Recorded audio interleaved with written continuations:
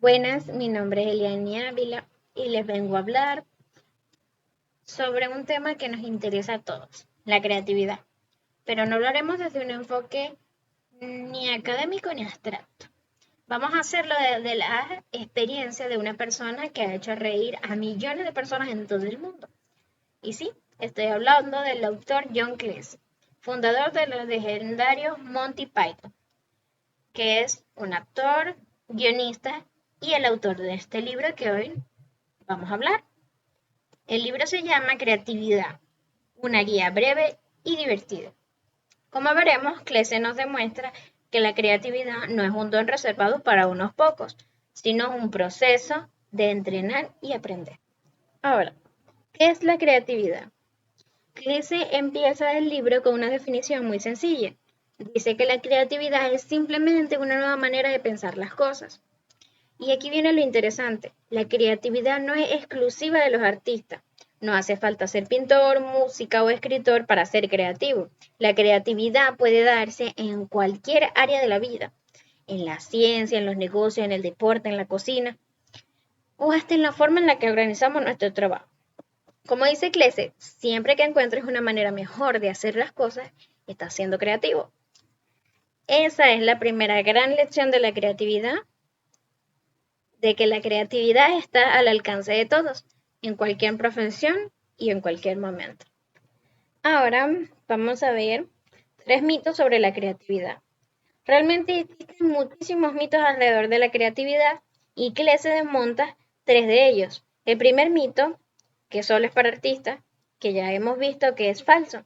El segundo mito, que nace con ella, lo que también es falso, ya que no es un gen ni tienen otros y otros no. Y el tercer mito dice que es un don mágico, algo misterioso que aparece por arte de magia, lo cual es falso. Realmente, como dice Clese, es que todos podemos ser creativos si generamos las condiciones adecuadas. Lo que vamos a ver en este libro es cómo crear esas condiciones adecuadas para poder ser creativos. Pero ahora debemos entender quién es John Clese para hablarnos de la creatividad, ya que él nunca recibió ninguna educación creativa, porque Clese estudió ciencias y luego derecho en los años 40 y 50. Cuando él estaba en la escuela, la palabra creatividad ni siquiera existía en un entorno educativo y nadie nunca le habló de ello. Prácticamente el sistema educativo en el que creció no fomentaba la creatividad. Simplemente se centraba en la memorización, el pensamiento crítico, pero nunca en la generación de nuevas ideas. Sin embargo, él terminó siendo una de las personas más creativas de su generación. ¿Cómo lo logró? Eso es lo que veremos a continuación. Clese descubrió su creatividad casi por casualidad. En Cambridge se unió a un club de comedia llamado los Footlights, que significa los candilejas. No lo hizo porque quisiera dedicarse al espectáculo. Él iba a ser abogado. Se unió porque los miembros del club eran las personas más simpáticas y divertidas que había conocido en la universidad. Pero para entrar tenía que escribir algo. Así que escribió un par de sketches cómicos. Y para su sorpresa, la gente se reía. Había creado algo original, algo que conectaba con los demás. Él mismo lo dice. Lo que escribía era todo mío.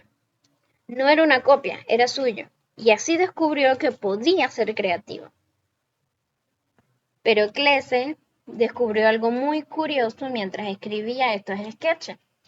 A menudo se quedaba atascado por la noche. Estaba horas y horas sentado frente a su escritorio, devanándose los sesos, como él lo explica en el libro, sin encontrar la solución, hasta que finalmente tiraba la toalla y se iba a acostar. A la mañana siguiente se levantaba, se preparaba un café y se sentaba frente al escritorio. Y realmente él dice que la solución aparecía sola, como si fuera arte de magia. Y ahí Clese entendió que su subconsciente había seguido trabajando mientras dormía. Y creo que realmente esto nos ha pasado a todos.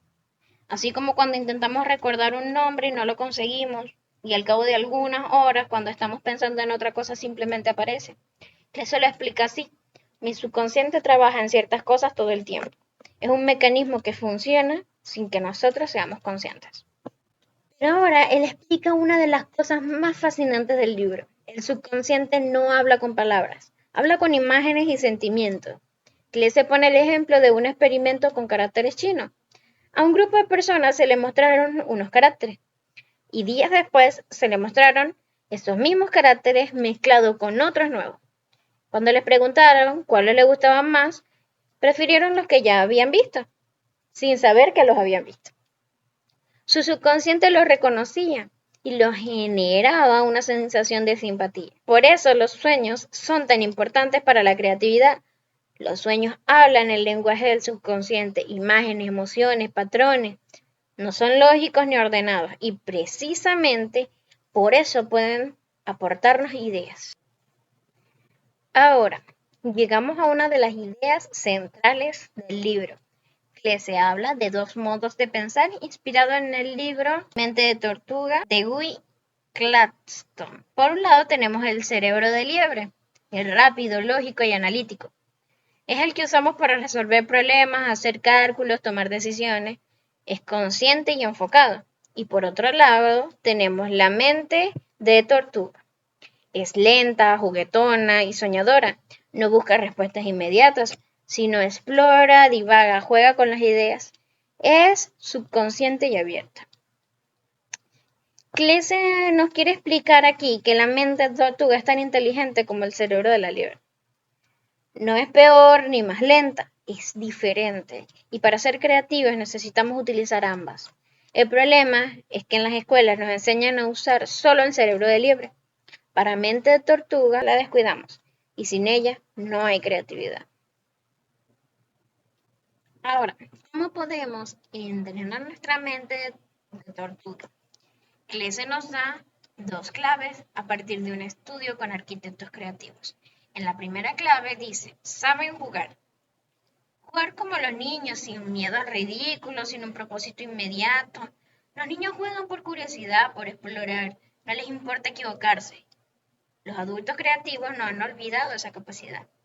Y en la segunda se nos dice, aplazan las decisiones. Los arquitectos creativos toleran la incomodidad de no saber aún la respuesta. No se apresuran a decidir solo para aliviar su ansiedad. Saben que si esperan, pueden obtener nueva información o nuevas ideas. Y así como dice Clese, ser capaz de tolerar la ansiedad que produce no tener aún la respuesta es una habilidad fundamental para la creatividad. La ansiedad es el precio de la originalidad. Hay un gran enemigo en la creatividad, la interrupción. ¿Sabían que una interrupción de solo unos segundos puede costar hasta 20 minutos para recuperar la concentración profunda? Así lo demuestran las investigaciones. Hay interrupciones externas, el ruido, notificaciones del móvil, los correos, alguien que te llama a la puerta. Y hay interrupciones internas, la autocrítica, el miedo a equivocarnos, la voz que nos dice que esto no va a funcionar. Y Clesa nos da un consejo liberador. Cuando estés siendo creativo, no existen los errores. Porque cuando exploras, no puedes saber de antemano si una idea es buena o mala. Solo explorando lo descubres. Por eso, para ser creativos, necesitamos protegernos de las interrupciones. Clese nos dice una frase muy poderosa. La creatividad necesita un santuario. Necesitamos dos tipos de límites. Los límites de espacio, que como ya todos conocen, es un lugar donde nadie nos interrumpa, cerrar la puerta con un cartel de no molestar y así aislarnos. Y el segundo, límites de tiempo. Dedicar un bloque de tiempo sagrado, sin interrupciones. Clese recomienda hasta 90 minutos al principio. La mente se resiste, aparecen pensamientos triviales, pero si persistimos, como en la meditación, la mente se aquieta y empieza a surgir las ideas. Como dice Clese, la creatividad necesita un santuario, un espacio y un tiempo protegidos donde la mente tortuga pueda trabajar. Una vez hemos generado ideas con la mente tortuga, ¿qué vamos a hacer? Clese nos dice, la creatividad es un proceso iterativo. Vamos y venimos entre dos fases. La primera fase, juego y generación. Aquí usamos la mente tortuga, dejamos fluir las ideas sin juzgarlas y sin miedo. En la segunda fase, la evaluación y el corte. Aquí utilizamos el cerebro de liebre. Analizamos, corregimos, decidimos qué funciona y qué no. Pero hay una regla de oro. No critiquemos demasiado pronto. Las ideas nuevas son frágiles. Como dice Clese, las nuevas ideas son como criaturas. Se estrangulan con facilidad. Primero, déjalas crecer, luego evalúalas y repite el proceso. Clese hizo 13 borradores de su película, Un pez llamado Wanda, pero cada borrador mejoraba un poco. La creatividad no es un destello, es un proceso de ida y vuelta. Clese nos da una serie de consejos prácticos para aplicar en nuestro día a día. Primero, escribe sobre lo que sabes. La creatividad florece en territorios que ya conoces y que te importan. No empieces desde cero en un tema desconocido. Segundo, busca inspiración en otros, pero sin copiar. Clese dice que Shakespeare robaba todas sus tramas y luego escribía de manera creativa. Aprende de los grandes maestros, pero haz lo tuyo. El tercero, da saltos imaginarios. Pueden ser pequeños o grandes. Un pequeño cambio puede abrir una nueva dirección. Cuarto, sigue adelante aunque te bloquees. Los bloqueos no son fracasos, son parte del proceso. Clese y su compañero aprendieron que, aunque tuvieran días malos, cada semana producían un promedio de 15 minutos de material bueno. Quinto, entrar en pánico a tiempo. En pánico te da energía. Úsalo para empezar, no para paralizarte. Empieza con algo, aunque sea malo, y luego lo mejoras. Luego, él sigue con más consejos, como tu estado de ánimo condiciona tus pensamientos. Si estás mal de humor, no tendrás ideas alegres. Si estás ansioso, te preocuparás. La creatividad necesita un estado emocional abierto y relajado. Luego dice, pon a prueba tus ideas solo en el modo liebre. No critiques mientras creas. Primero genera, luego evalúa. Son momentos distintos. Luego dice, asesina a tus seres queridos. Esa es una metáfora. Significa que debes deshacerte de las ideas que ya no sirven, aunque te gusten. Un buen escritor sabe soltar lo que no encaja, aunque le duela. El exceso de confianza mata la creatividad. Es el último, en el cual nos explican que cuando crees que ya lo sabes todo, dejas de aprender. La creatividad florece en la humildad, no en la arrogancia. Y Clese lo resume así, las mejores personas no quieren tener razón, quieren saber si tienen razón. Por fin llegamos al final de este viaje por la creatividad. Clese nos deja una enseñanza clara.